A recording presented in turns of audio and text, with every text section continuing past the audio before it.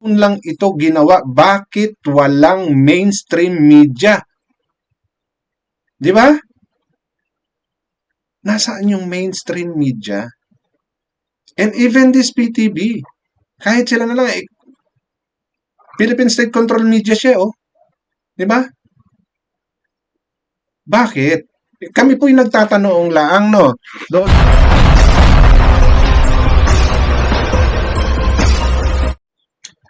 Kung mapapansin ninyo sa mga content ko, no?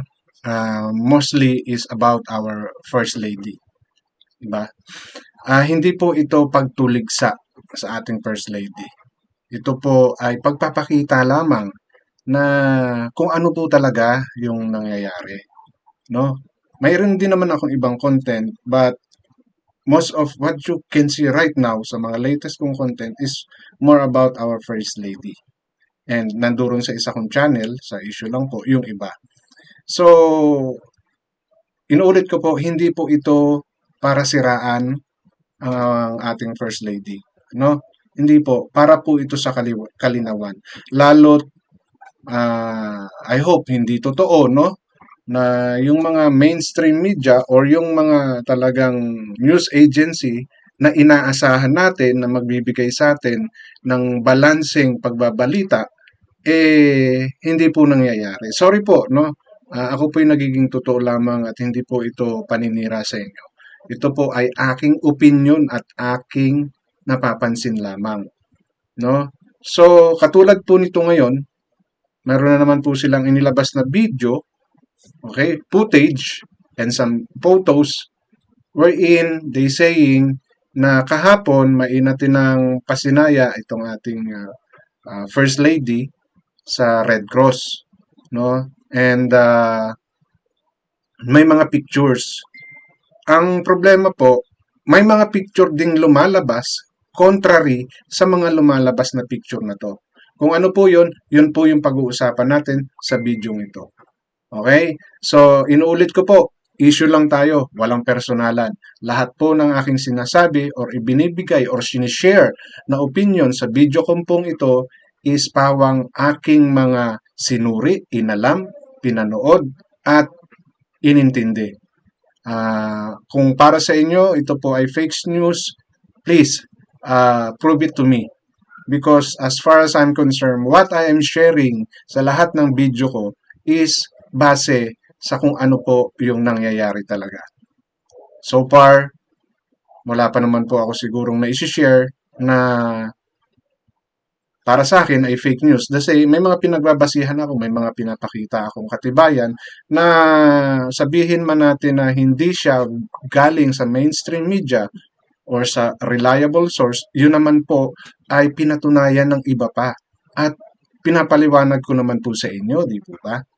So, please, if you feel na merong mali sa sinasabi ko, please leave it on our comment section. No? Correct me if I'm wrong and explain it. No?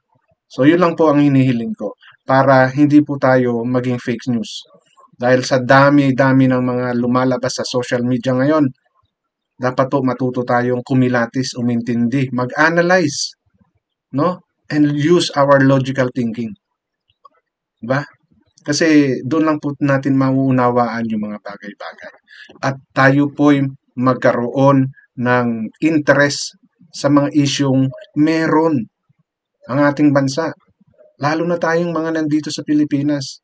Kasi wala nang tutulong sa bansa natin. Maraming magsasabi na tutulong, pero responsibilidad po ng bawat Pilipino, no, na makibahagi sa nangyayari sa ating bayan, lalo na sa nangyayaring political system or political turmoil, no, na nangyayari. Dahil wala na pong ibang pwedeng, no, promotekta sa ating karapatan kundi tayong mga Pilipino kahit na pinamimigay tayo sa ICC. Okay? So, issue lang po tayo, ha? Huwag po kayong magalit dyan sa live ko kasi may mga nagko-comment eh. Gusto ko pong gamitin yan eh. Isa natatawa ako eh. Okay? Wag niyo pong anuhin yung mga background ko para wag lang po maging boring. Ang alamin niyo po at intindihin niyo yung mga sinasabi ko. Kung wala po kayong makomment dito sa aking mga content na maayos or may sense, eh wag niyo naman pong pag-initan yung mga background ko. Dalawa na nga lang yung ginagamit ko eh. So mamaya, gusto niyo gamitan ko pa ng iba. Alright, so umpisa na po natin. Itong gusto kong i-share sa inyo. Issue lang po tayo ha, walang personalan. No? Ang hinihiling ko lang po ay intindihin nyo muna yung bawat content na aking sinishare sa inyo bago po kayo magsalita na fake news po ako.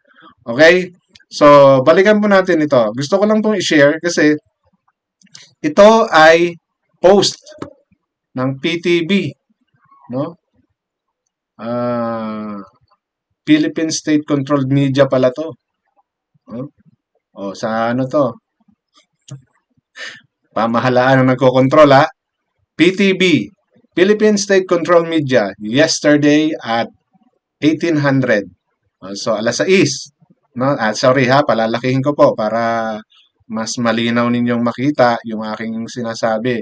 Kasi sabihin nyo, boss, ikaw lang nakakita ng sinasabi mo. Okay? So, ito po. Ayan. So, palalakihin po natin. Ayan o. PTV, Philippine State Control Media. So, sino may control? Alam na natin, yesterday daw po yan ha. So, kahapon, March 18. Okay?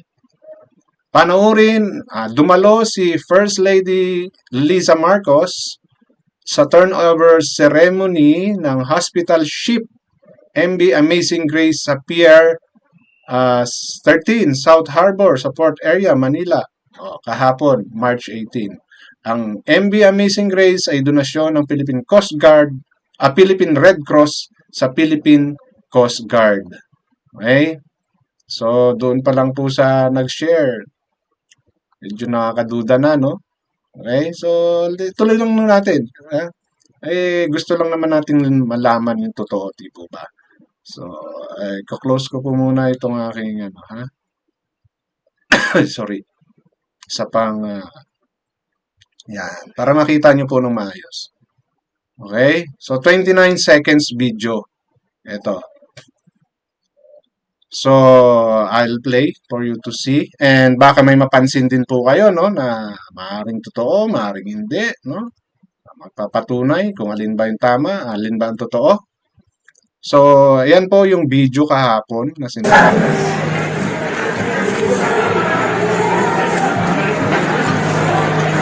So, napapansin ninyo ha? Pansinin ninyo. May nagbibideo. May nagbibideo. Yung nagtaas ng video na yan. Diba? So, actually, pwede naman silang magtanong dyan, diba? Mga press siguro yan, but we don't know kung ano ba talaga sila. No? Maaring press or part ng... Kung ito is controlled media, no? At kahapon ito, so dapat, di ba? In-interview ninyo, kinausap ninyo, madam, pwede po ba kahit saglit lang, kahit 5 segundo lang? O wag naman 5 segundo, kahit mga 1 minuto lang. Ano po yung masasabi ninyo sa mga kumakalat na bali-balita na kayo nga daw po ay wala pa dito sa Pilipinas? Ano po ba ang totoo? Di ba? Meron na rin lang media dyan. Imposibleng walang magkaka-interest dyan na magtanong dahil sa umiingay na issue. And ngayon, I'm not too sure. Ang sabi lang, no? Ang sabi, hindi ako sigurado, pero according kay Attorney Claire, so mamaya, or kasi magbibigay daw ng statement, no? Ang ating Pangulo. Pero hindi ko alam kung totoo yung bali-balita na nasa US din daw po siya, no? So let's see. Baka nga nandirito ang ating Pangulo at ang ating First Lady lang ang hindi natin alam kung nasaan ngayon, no? So makikita ninyo diyan kung kahapon lang ito nangyari. Maingay na to. Ultimong si Attorney Claire nagsabi na nandirito. Now, kung ito is kahapon lang, for sure, pagpepiestahan ito ng social media, pagpepiestahan ito ng mga mainstream media. Di ba? Yun pa lang. Dahil nabanggit na ito eh. Doon sa mga press conference ng PCO. Di ba? Kung ito talaga is kahapon lang, bakit wala? Bakit wala tayong nakikitang mga mainstream media and even the PTV? Di ba? Yun po ay isa lang sa mga maraming tanong na lumalabas. Kaya nga hindi makapaniwala at talagang video interview, no? Ang hinahanap ng mga tao, hindi po ganito. Okay? Tingnan po natin. Baka po kayo may mga kilala dyan, no? So, nagpapapicture yung mga officers ba yan? Or mga personnels na Coast Guard. So, nakita natin naglalakad ang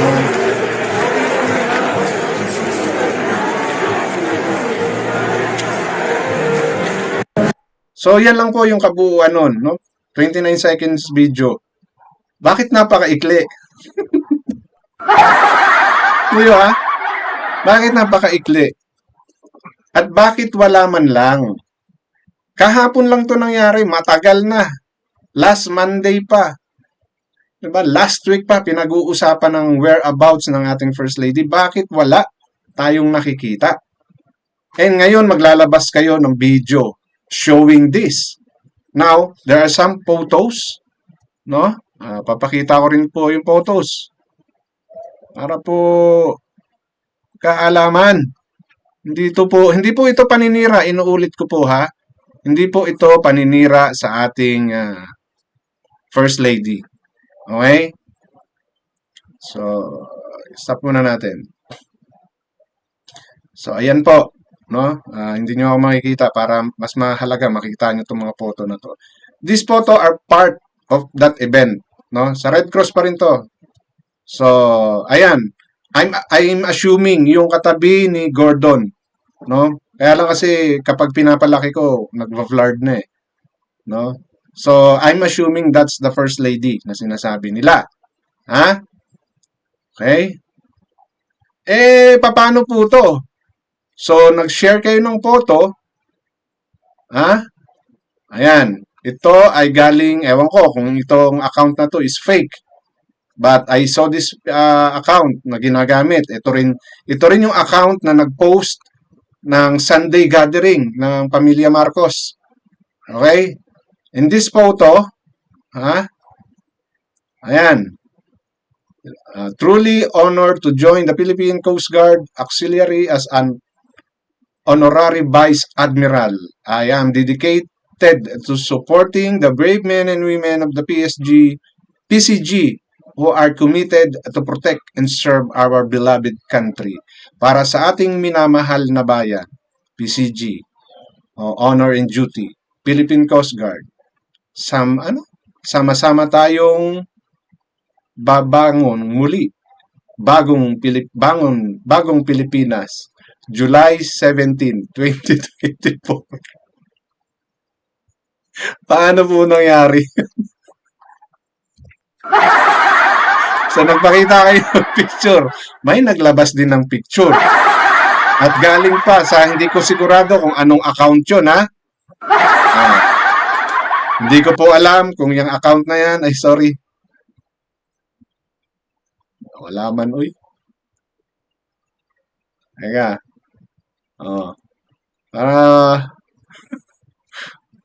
Yan yung account na Lisa Marcos na yan.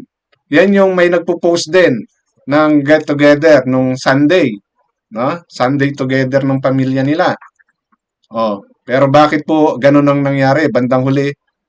I don't know if this is edited also, ha? Okay? I'm just saying. At alam ko marami pa ang nagpapakita ng pruweba about this event. No? Ewan ko, mayroong mga nakakuha na ang wini-welcome doon is yung barko na papasinayaan pero iba ang sinasabi ng iba. But I'm just focusing on this one. Okay, pwede kasing sabihin nila ito ay edited din because of this date. Di ba? Pwedeng idinagdag. I'm not too sure. Okay? At yan yung account na yon na ating nakikita. Kung napapansin ninyo, ha?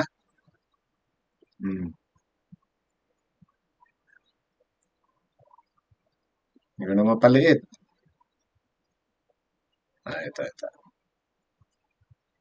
Ay, sorry ho, ah. Teka, liitin natin para makita natin yung iba. Yung iba pang slides. So, ito naman, yung sa Philippine Red Cross. So, kahapon din. Kahapon din yan.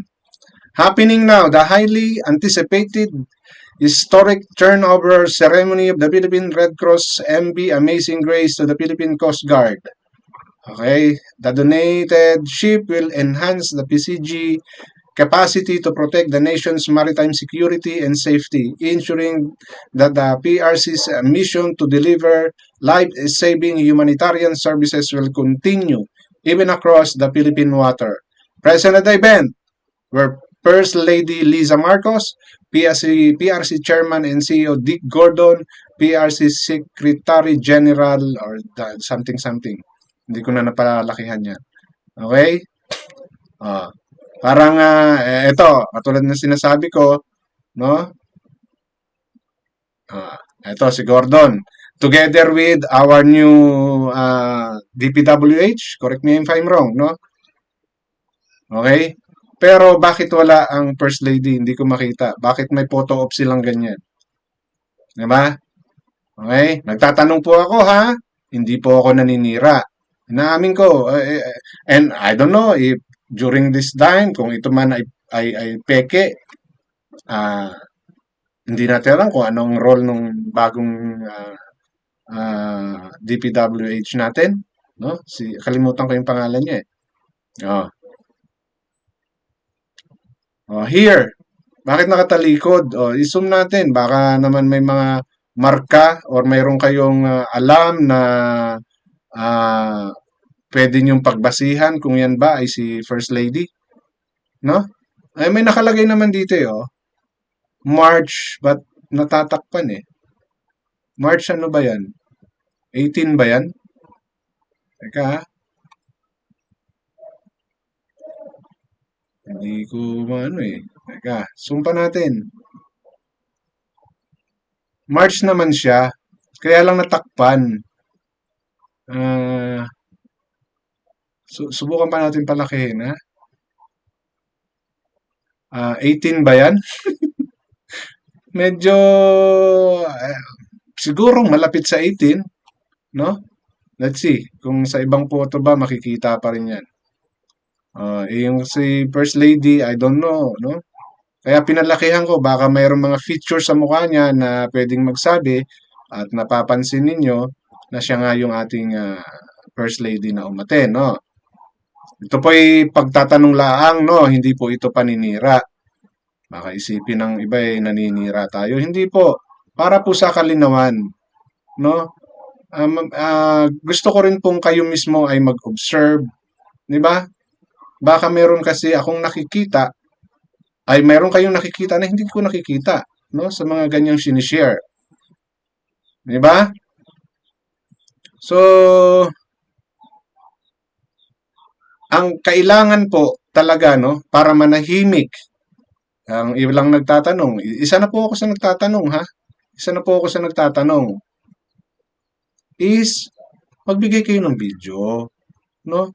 Kasi katulad ng laging sinasabi, anyone can always, no? Make story of those photo. Ito, 29 seconds video. Ano man nakita natin? Oo. Pero bakit yung mga nasa picture hindi natin makita habang, di ba? And, sige, sabihin nila na nasa iba pa, wala hindi pa dumadating or malayo, di basta, magagawa nila ng kwento. Di ba? Yun lang, 18 lang ito. No? Kahapon lang ito ginawa. Bakit walang mainstream media? Di ba? Nasaan yung mainstream media? And even this PTV, kahit sila na lang, Philippine State Control Media siya, Di ba? Bakit? Kami po'y nagtatanong laang, no? Doon sa kung sino man pwedeng makapanood nito. Ito po'y pagtatanong lamang, paglilinaw. Gusto lang namin malinawan. No? Hindi po ito paninira. Kasi aminin natin sa hindi sa ngayon, mahirap man tanggapin, wala po tayong naririnig sa mainstream media about these issues. And if this is really happening yesterday, how come kahit isa sa mga kilala nating mainstream media walang lumalabas? No? Magiging paulit-ulit po maaari yung magiging content ko nito kasi meron pong lumalabas na gustong ibahin ang kwento. Hindi ko po sinasabing may mali sila, no? Kayo po, kaya nga ako nag-share ng opinion ko eh. Dahil meron akong napapansin hindi tama para sa akin. So, I'm doing this video to know your sides also. Na baka meron kayong pwedeng ibigay na kalinawan dito sa aking mga napapansin. Ano po? So, yun yung malaking question. Why you're always showing us photos? Ngayon, nagpakita kayo ng pictures, ng videos taken yesterday without asking our First Lady. And how come there's no mainstream media?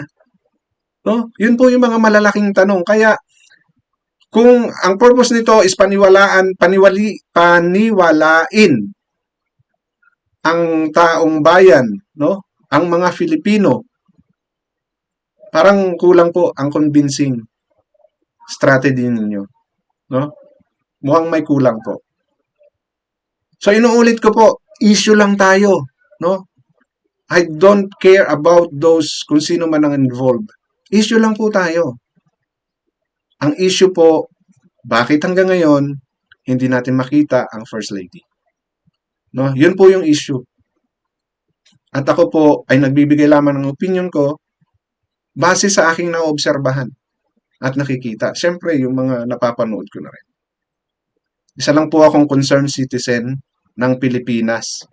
Dahil para sa akin, tayong mga Pilipino na rin ang pwedeng sumalba sa bansa natin. Hindi tayo pwedeng umasa sa mga foreign countries. So, inuulit ko po, issue lang tayo, walang personalan. Hanggang dito na lamang, maraming salamat.